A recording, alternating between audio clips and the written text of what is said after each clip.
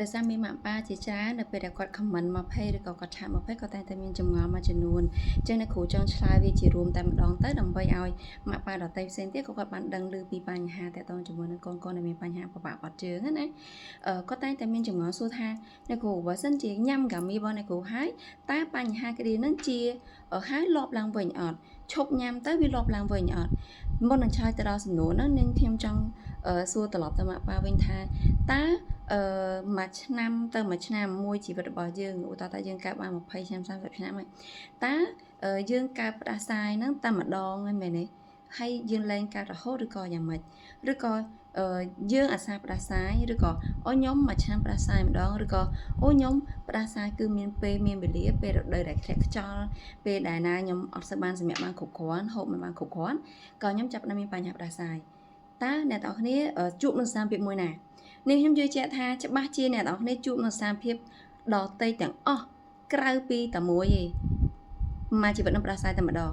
ខ្ញុំជឿថាខ្មែរជីវិតនឹងគ្មានអ្នកណាម្នាក់ផ្ដាសាយតែម្ដងទេអញ្ចឹងដូចគ្នាដែរជំងឺបញ្ហាឬក៏បញ្ហាប្របាក់បាត់ជើងក្តៀនទល់លាមករបស់កូនក្តីរបស់មនុស្សចាស់នឹងក្តីណាវាមិនមែនកើតតែម្ដងទេចាវាអាចកើតឡើងទៀតហើយសួរថាបើវាកើតឡើងទៀតហេតុផលអីដែលវាកើតឡើងទៀតមូលហេតុអីគេខ្លះអញ្ចឹងมันខុសពីជំងឺផ្ដាសាយអីទាំងអស់គឺវាសុទ្ធតែមានមូលហេតុបង្ករបស់វាដែលឡែកសម្រាប់បញ្ហាទល់លាមកក្តៀនហ្នឹងកូននឹងអាចមានបញ្ហាក្តៀននេះសារឡើងវិញបាននៅពេលណាដែលគាត់ញ៉ាំទឹកមិនបានគ្រប់គ្រាន់គាត់មិនស្ទើរញ៉ាំជាតិកាកសរសៃបន្លែផ្លែឈើណា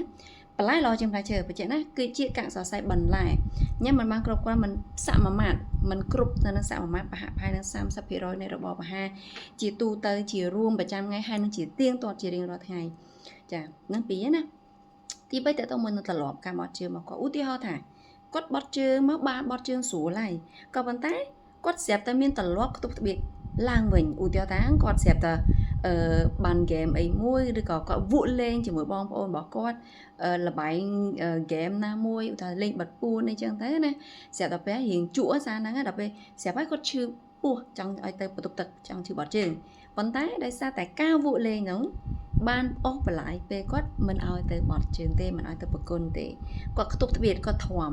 អញ្ចឹងអាត្រឡប់នៃការបន្តបងដែលជាត្រឡប់ខ្ទប់ត្បៀតនេះក៏ជាកត្តាដែលធ្វើឲ្យគាត់អាចនឹងមានបញ្ហាក្តៀនបកលប់ឡើងវិញដែរចាអញ្ចឹងសួរថាបើ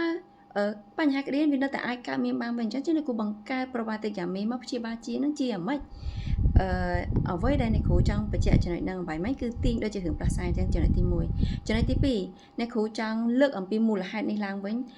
បញ្ហាក្តៀនឡើងវិញដើម្បីពុកម៉ែបងប្អូនយល់ថាចំណុចនៃជាមូលហេតុគឺជាឫសដើមនៃបញ្ហាអញ្ចឹងបើសិនជាឫសដើមនៃបញ្ហាក្តៀនតកតងជាមួយនឹងការញ៉ាំជាតិកាកសរសៃបន្លែផ្លែឈើវាមានន័យថាម៉េចវាមានន័យថាជាតិកាកសរសៃបន្លែផ្លែឈើគឺតាមរយៈការញ៉ាំចូល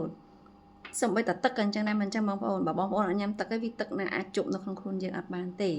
អញ្ចឹងទាំងទឹកទាំងជាតិកាកសរសៃគឺដាច់ខាតត្រូវតែតាមរយៈការញ៉ាំចូលបើសិនជាយើងមិនញ៉ាំចូលមួយថ្ងៃហ្នឹងឬក៏ថ្ងៃហ្នឹងយើងញ៉ាំតែសាច់អត់ញ៉ាំបន្លែសោះមានន័យថាគឺរាងកាយហ្នឹងវាខ្វះជាតិកាកសរសៃបន្លែផ្លែឈើហើយបើសិនជាការប្រើប្រាស់ប្រវត្តិកាមីញ៉ាំហើយស្រាប់តែឈប់ញ៉ាំទៅបែរជារាងកាយនេះអាចផលិតជាតិកាកសរសៃបានដោយខ្លួនឯងវិញអូតូម៉ាទិកអានឹងมันជារឿងខុសប្លែកពីធម្មតាអានឹងបានតែជារឿងមួយដែលមានបញ្ហាអីមួយនៃផលិតផលហើយចាពីព្រោះយើងដឹងថាជាតិកាកសរសៃវាត្រូវតាមរយៈការញ៉ាំចុះផលិតផលមួយនេះប្រវត្តិកាមីនេះគឺជាផលិតផលនៃជាតិកាកសរសៃបន្លែផ្លែឈើហើយចុះបើសិនជាយើងអត់ញ៉ាំចូលផងរាងកាយយើងមានកាកសរសៃដែលជួយការបន្ទោបងប្រព្រឹត្តទៅស្រួលបានដែលអត់មានញ៉ាំតើវា logic អត់វាអត់ logic ទេវាមិនស្របទៅនឹងធាតុពិតនោះទេមានន័យថាមិនវាហាក់បីដូចជាឲ្យនិយាយខ្លីថាដូចជារាងកាយណាក្រោយញ៉ាំផលិតផលហ្នឹងវាធ្វើឲ្យរាងកាយយើងផ្លាស់ប្ដូរ genetic មែនធ្វើឲ្យរាងកាយយើងទៅជាអាចផលិតជាតិកាកសរសៃនៅក្នុងខ្លួនយើងបានមែនធ្វើឲ្យកាពះពោះវៀនរបស់យើងទៅជាអាចផលិតជាតិកាកសរសៃបានមែនអត់ទេកាពះពោះវៀនយើងគ្មានសមត្ថភាពក្នុងការបង្កើតការផលិតជាតិកាកសរសៃដោយខ្លួនឯងបានទេដាច់ខាតជាតិកាកសរសៃបន្លែគឺត្រូវតែតាមរយៈការញ៉ាំចូលចាដូចទឹកអញ្ចឹងត្រូវតែឆ្លងកាត់តាមរយៈការញ៉ាំចូលបានវាទទួលបានជាតិកាកសរសៃមកក្នុងខ្លួនយើងបានក្នុងបរិមាណមួយគ្រប់គ្រាន់ត្រឹមត្រូវឬក៏អត់ចាឲ្យរាងកាយយើងបង្កើតឡើងអត់បានទេអញ្ចឹងហេតុអីបានចុះបើសិនជាអញ្ចឹងដែរអ្នកគូបង្កើតហ្គាមីនៅឡើងទៅអីមូលហេតុនៃការបង្កើតប្រវត្តិហ្គាមីនេះគឺចំណុចទី1ដោយសារអ្នកគ្រូមើលឃើញថា